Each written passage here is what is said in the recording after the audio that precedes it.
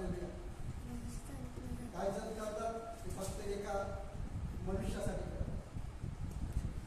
काही जण नोकरीमध्ये जे काम करतात, माझं नाही म्हणत, पण काही जण नोकरीमध्ये काम करतात.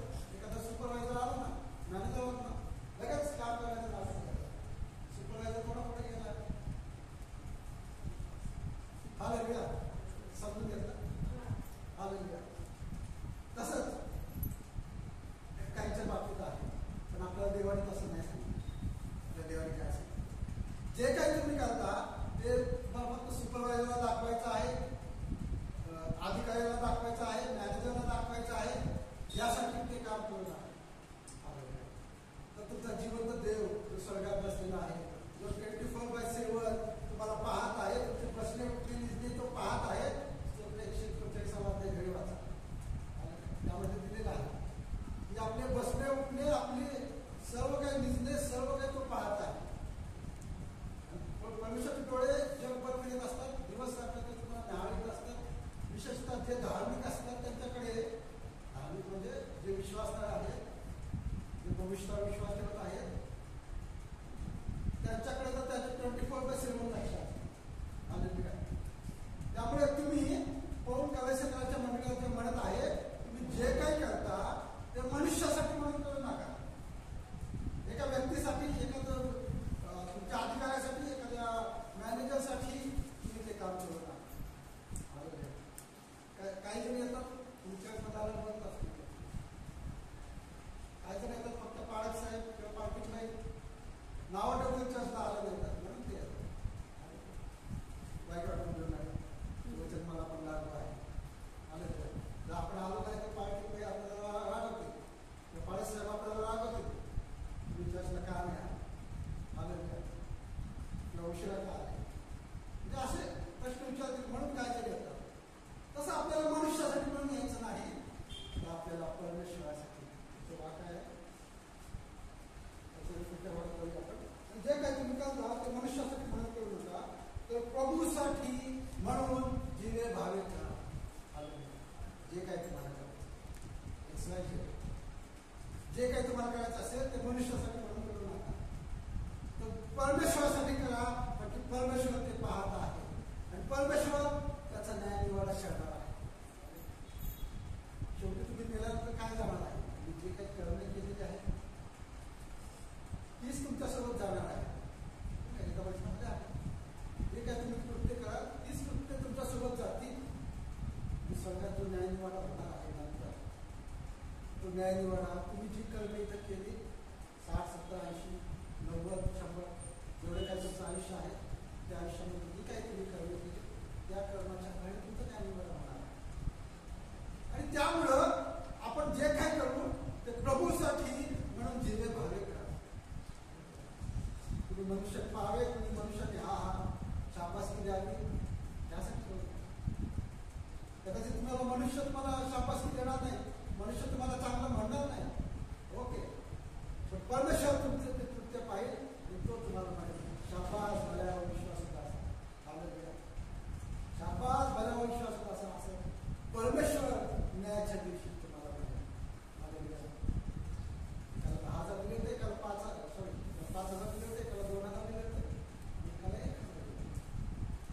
आणि जेव्हा तो दूरदेशी निघून गेला, तेव्हा त्यांनी ज्याला 5,000 दिले होते त्यांनी व्यापार केला, पुन्हा 5,000 दिला. ज्याला 2,000 दिले होते त्यांनी व्यापार केला, पुन्हा 2,000 दिले. पण ज्याला 1,000 दिले होते जेव्हा तो धनी दूरदेशातून परत आला, त्याने हिशोब माहिती, तुम्ही जे काही कर्मे करा, जे काही तुम्ही करा, तुम्ही किती वेळा चर्चा येता, किती सेवा करता, किती भक्ती आराधना करता, किती वेळ बायबल वाचता, किती वेळ प्रार्थना करता, हे कदाचित तुमच्या घरच्यांना माहीत नसेल किंवा पालकांना माहीत नसेल, पण ते परमेश्वराला माहीत आहे. Hallelujah, hallelujah. आणि तो तुमचा न्याय करणार आहे, तो तुमचा हिशोब करणार आहे योग्य वेळेस. पूर्ण जगाचा न्याय निवाडा होणार आहे आणि आपला पण त्यामध्ये असणार आहे. एक वचन वाचूया, उद्देश त्याचा 9 आपण पाहिलं, आपण जे काही करतोय ते कशासाठी केलं पाहिजे, कसं केलं पाहिजे ते पाहिलं. आता वचनाच्या अगोदरच्या भागात उद्देश 9 अध्याय 9 वचन. जे काही काम तुम्ही हाती पडले ते आपले सगळे सामर्थ्य खर्च करून कर, कारण ज्या अधोलोकाकडे तू जावयाचा आहेस तेथे काही उद्योग, युक्ती, प्रयुक्ती, बुद्धी व ज्ञान याचे नाव नाही. उद्देश 9 अध्याय आणि 10 वचन जे वाचलेलं आहे त्यामध्ये आपण पाहतो जे काही काम तुझ्या हाती पडेल, बरोबर, पहिले हे समजून घ्या तुम्हाला जे काही नोकरी व्यवसाय भेटलाय ना, तुमच्या पुण्याईवर तुमच्या कर्तृत्वावर भेटला नाही. परमेश्वराची दया आहे, कृपा आहे.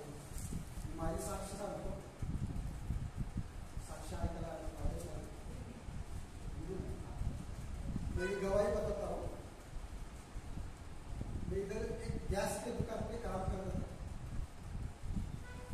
लगभग 2-2.5 साल में जॉब के लिए, अच्छे जॉब के लिए एग्जाम देता था, इंटरव्यू पे जाता था, लेकिन इधर भी मेरा नंबर नहीं लगा.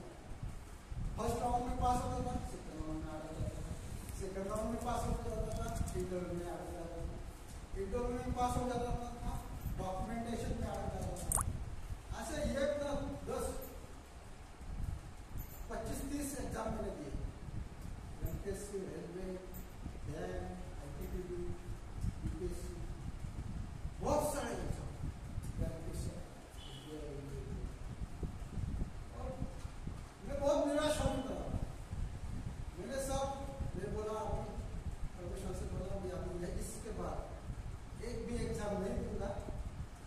मुझे जॉब अच्छा देना है तो दे, नहीं देना है मुझे लगता है मेरे गैस के दुकान पे काम करूँ तो मैं उसके लिए दूंगा. और जब मैंने सब बंद कर दिया 1 महीने के अंदर मुझे एक कॉल आया हैंडीकैप की संस्था उससे आपका एजुकेशन का है. बोला ऐसा फर्स्ट क्लास की कॉल है. उन्होंने बोला यहाँ वैकेंसी है और वहाँ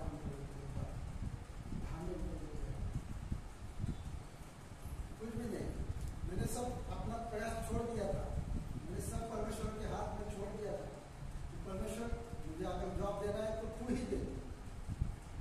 मैं अभी खुद से कुछ करूँगा. मैं खुद से ना फॉर्म भरूंगा, खुद से कुछ इंटरव्यू दूंगा, क्योंकि मैंने 2-2.5 साल उसमें क्या बोलते वेस्ट किए. बहुत सारे एग्जाम देते, बहुत सारे क्लास अटेंड किए थे, बहुत सारी किताबें पढ़ी थी. इतना कपड़ भरा हुआ हालेलुया. तर मी जेव्हा सर्वस्व सोडून दिलं होतं आणि सर्व परमेश्वराच्या हाती सोपवलं होतं की देवा आता जर मला जर जॉब द्यायचा असेल तर तूच दे. मी काही यापुढे परीक्षा देणार नाही, यापुढे इंटरव्ह्यूला स्वतःहून जाणार नाही. आणि 1 महिन्याच्या आत मला एक कॉल आला एका संस्थेमार्फत. त्यांनी सांगितलं की तिथं जा. मी तिथं गेलो आणि तिथं टोटल 150 लोक आले होते. 150. त्यांना फक्त 15 जागा भरायच्या. 150 आदमी में से खाली 15 जागा भरली थी. उसमें मेरा नंबर 1 में आया. हालेलुया.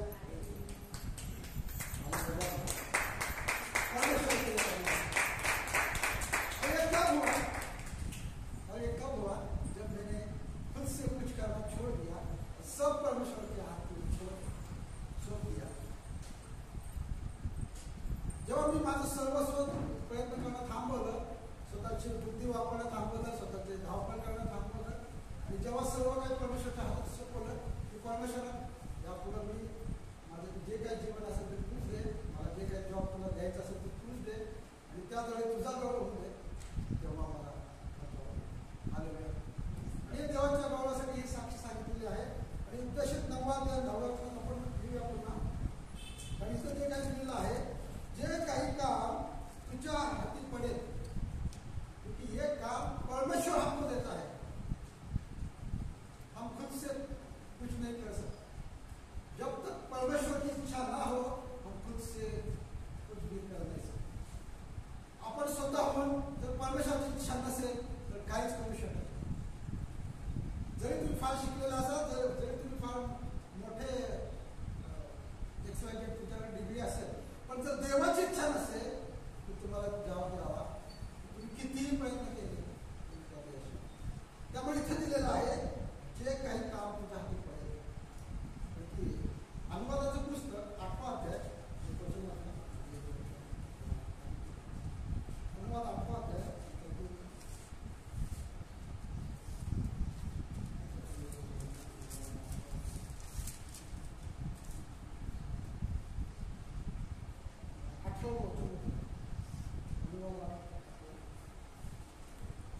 पण तू आपला देव परमेश्वर याचे स्मरण ठेव, कारण त्याचे तुझी पूर्वजांशी शपथपूर्वक केलेला करार कायम राहण्यासाठी तो तुला आजच्या प्रमाणे धनप्राप्ती करून घेण्याचे सामर्थ्य देत आहे. तू आपला देव परमेश्वर याचे स्मरण ठेव, कारण धनप्राप्ती करून घेण्याचे सामर्थ्य तोच तुला यासाठी देत आहे की त्याने तुझ्या पूर्वजांशी शपथपूर्वक केलेला करार कायम राखावा. आणि आज हे जिवंत आहे.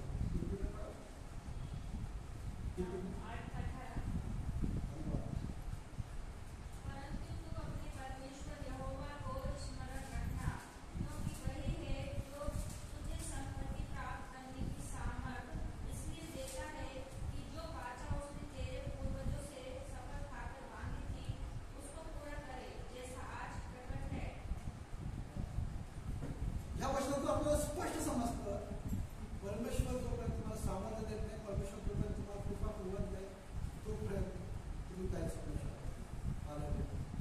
आणि जे काही मूळ वचनाकडे उद्देशित परमार्थ जाऊया, जे काही काम तुझ्या हाती पडेल ते आपले सगळे सामर्थ्य खर्चून कर. आलं नाही? कैसा करना है तो काम कैसा करना है? पूरे बल से, पूरे मन से, पूरे शक्ति से, पूरे ज्ञान से, जो भी है सब कुछ 100% दे के करना है. तो आपले सगळे सामर्थ्य खर्चून ते जे काही काम तुला परमेश्वर दिलेलं आहे, जे काही तुझ्या हातात पडलेलं आहे ते काम सगळे सामर्थ्य खर्चून, भले ते काम कुठलेही असू शकतं, हाऊसकीपिंगचं असू शकतं, सुपरवायझिंगचं असू शकतं, मॅनेजरचं असू शकतं, वॉचमॅनचं असू शकतं, एक्सवाय कंपनीचं असू शकतं किंवा व्यवसाय असू शकतो, एक्सवाय. पण जे काही तुम्हाला जे काही काम तुमच्या हातात पडलेलं आहे, जे काही परमेश्वर तुम्हाला सामर्थ्य दिलेलं आहे, जे काही करण्यासाठी बुद्धी दिलेली आहे, कृपा पुरवलेली आहे, ते करताना आपले सगळे सामर्थ्य खर्च.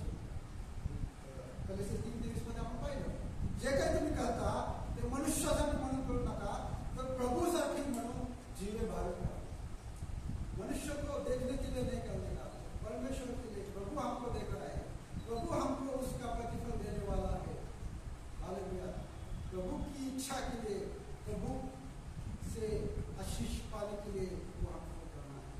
हालेलुया. किसी मनुष्य के लिए ह्यासाठी ह्या प्रश्नात दिलेला आहे. कारण की काय हे करायचं आहे त्याचं कारण सुद्धा दिलेलं आहे. कारण ज्या अधोलोकाकडे तू जावायचं आहे तेथे काही उद्योग, युक्ती, प्रवृत्ती, बुद्धी व ज्ञान यांचे नाम नाही. क्योंकि जो भी समय है वो अभी, एक बार मर गए ऐसे म्हणतात मी त्या काळी हे करेन, त्या काळी ते करेन. आणि एक श्रीमंत मनुष्य होता, त्याला भरपूर पैसे आले. तो म्हणला मी माझे कोठारे बांधली, माझे कोठारे मोठे करेन, माझं धान्य साठवून हे करेन, ते करेन. पण तेव्हाच काय झालं, परमेश्वराचं वचन त्याला प्राप्त झालं की आज रात्री जर देवाने तुला आत्माच काढून घेतला तुला काय आणि हेच वचनामध्ये इथे दिलेलं. त्यामुळे जे काही आहे, आज जे काही तुला काम भेटणं आहे, जे काही आज तुला सेवा भेटली आहे, जे काही आज तुला एक करण्याची कृपा, बुद्धी, ज्ञान देवाने दिलं आहे, ते आपले सगळे सामर्थ्य खर्चून कर. त्यात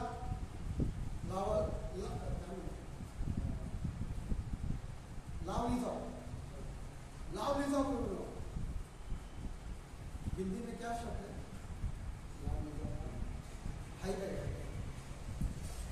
करू. तर त्यामुळं जे काही तुम्हाला काम पडेल ते आपले सगळे सामर्थ्य खर्चून कर. कारण की जेव्हा आपण मरण पाहू तेव्हा आपल्याला काहीच करता येणार नाही. काही जण म्हणतात मेलेल्यासाठी प्रार्थना करा. मेलेल्यासाठी प्रार्थना करून उपयोग काय? मेले ते गेले, आता त्यांचं घरात योग्य वेळी होईल. पण आपण मेलेल्यासाठी प्रार्थना करू शकत नाही. आपण जिवंतासाठी प्रार्थना करणं गरजेचं आहे. आणि जे काय करायचं आहे ते आपल्याला जिवंतपणेच करायचं आहे. मेल्यानंतर जे काय तुम्ही करतात, मध्ये एक बैठ वाढवा, त्या बैलाचे एवढे तिथं घोडे